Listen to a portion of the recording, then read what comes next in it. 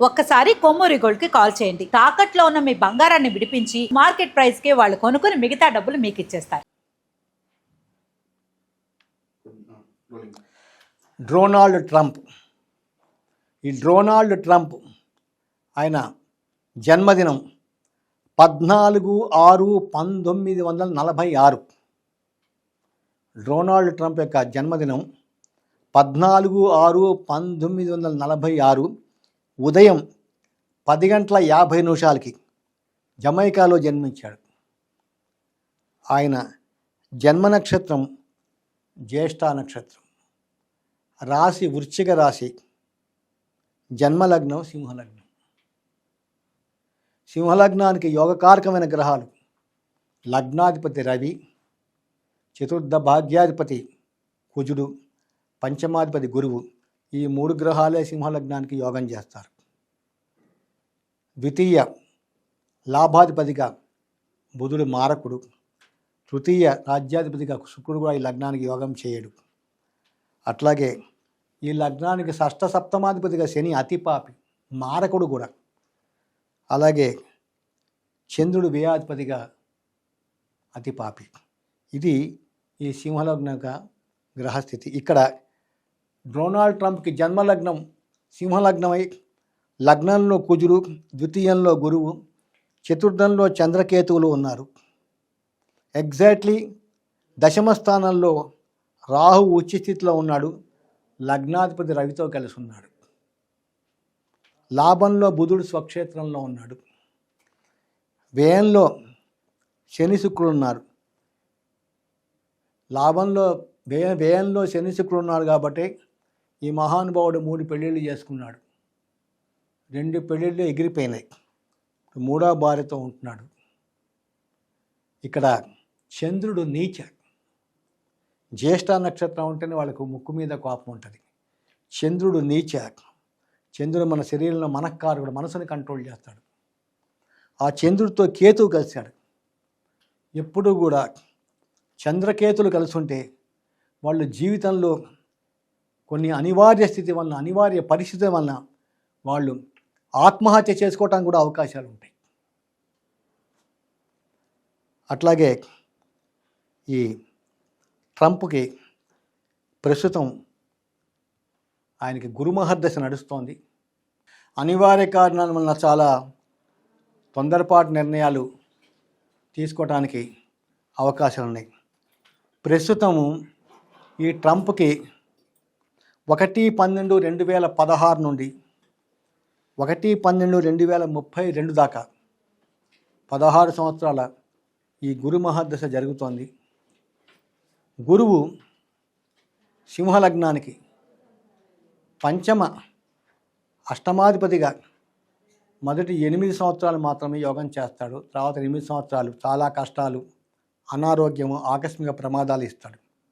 ఇక్కడ ఆయనకి గురు మహాదశలో గురువు అంతర్దశ అయిపోయింది, గురువులో శని అయిపోయింది, గురువులో బుధుడు అయిపోయింది, గురువులో కేతు అయిపోయింది. ఇప్పుడు గురువులో శుక్రుడు నడుస్తుంది. శుక్రుడు కూడా సింహలగ్నానికి తృతీయ దశమాధిపతిగా పాపి. ప్రస్తుతం ఆయనకి ఈ 2013-10-2024 నుండి 13/6/2027 దాకా ఆయనకి గురు మహాదశలో ఈ శుక్రుడి అంతర్దశ నడుస్తుంది. ముఖ్యంగా ఆయనకి ఈ 28/6/2026 నుండి 1/12/2026 దాకా ఆయనకి గురు మహాదశలో శుక్రుడి అంతర్దశలో ఈ శని యొక్క విదశ నడుస్తుంది. కాబట్టి 2026 జూన్ నుంచి 2026 డిసెంబర్ మధ్యలో ట్రంప్ ఆరోగ్య విషయంలో చాలా జాగ్రత్తగా ఉండాలి. ఆయన జాతకంలో ఆయనకి న్యాచురల్ డెత్ లేదు, అన్యాచురల్ డెత్ ఆయన జాతకంలో ఉంది. ఖచ్చితంగా ఈ ట్రంప్కి ఆకస్మిక ప్రమాదాలు ఉన్నాయి. కాబట్టి ఆయన ఆరోగ్య విషయంలో చాలా జాగ్రత్తగా తీసుకోవాలి.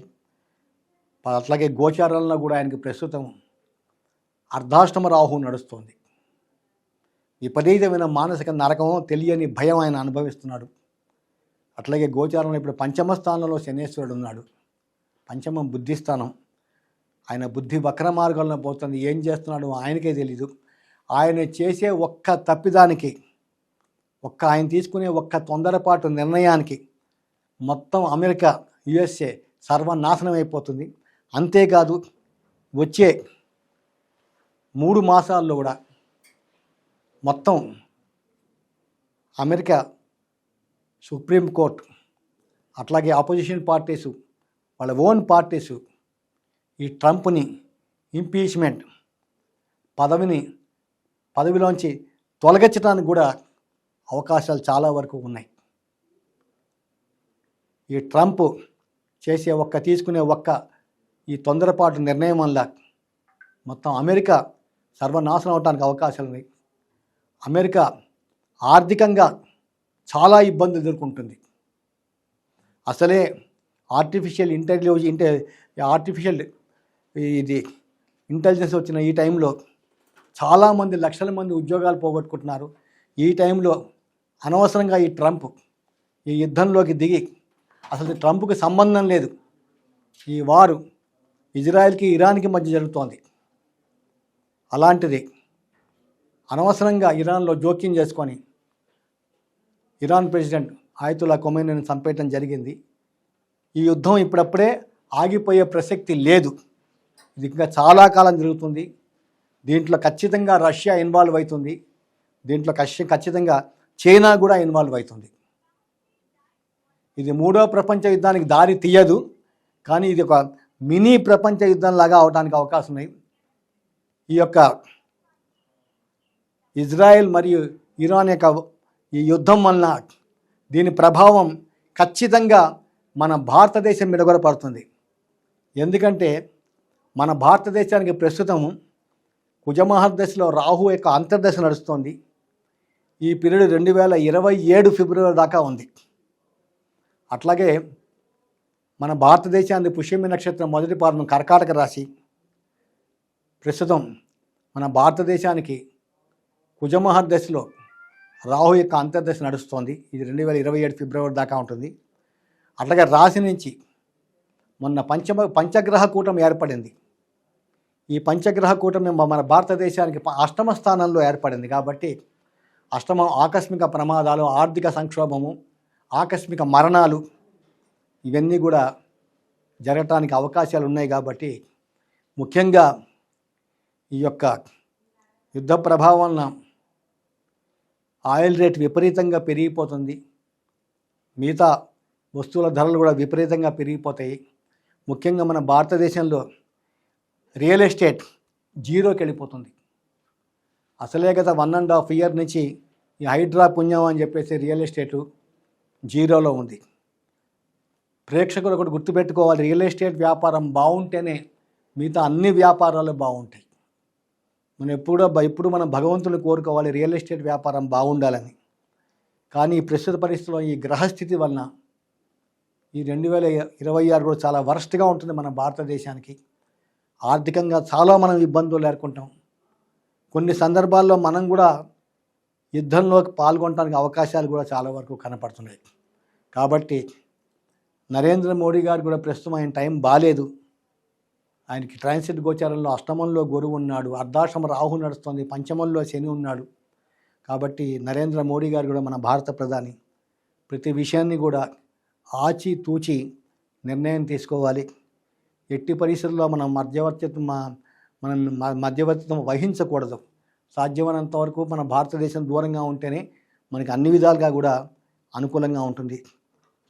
భగవంతుని ఒకటే ప్రార్థన చేస్తాను, అతి త్వరలో ఈ యుద్ధం ముగిసిపోవాలని కోరుకుంటున్నాను.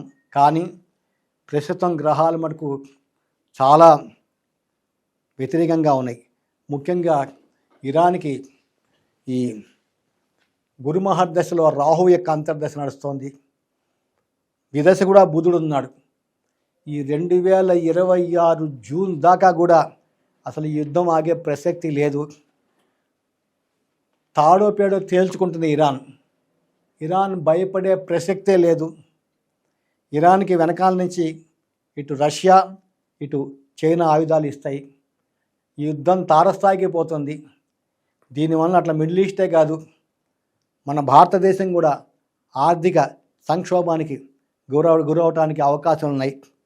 కాబట్టి అందరూ కూడా మనం భగవంతుడిని బాగా ప్రార్థన చేసి మన వేద పండితులందరూ కూడా చండీ యాగము, రుద్రయాగం, ఈ యొక్క యాగాల్ని మన భారతదేశంలో, మన హైదరాబాద్లో నిర్వహిస్తే ఆ అమ్మవారు దుర్గామాత అనుగ్రహం వలన, ఆ పరమశివుడి యొక్క అనుగ్రహం వలన సాధ్యమైనంత వరకు ఈ యొక్క యుద్ధం ఆగిపోయి అన్ని విధాల మనం ఆర్థికంగా బాగుండాలి, మన అన్ని వ్యాపారాలు చాలా బాగా ఉండాలని చెప్పి మనసా వాచా కర్మని కోరుతూ సెలవు తీసుకుంటున్నాను. నమస్కారం.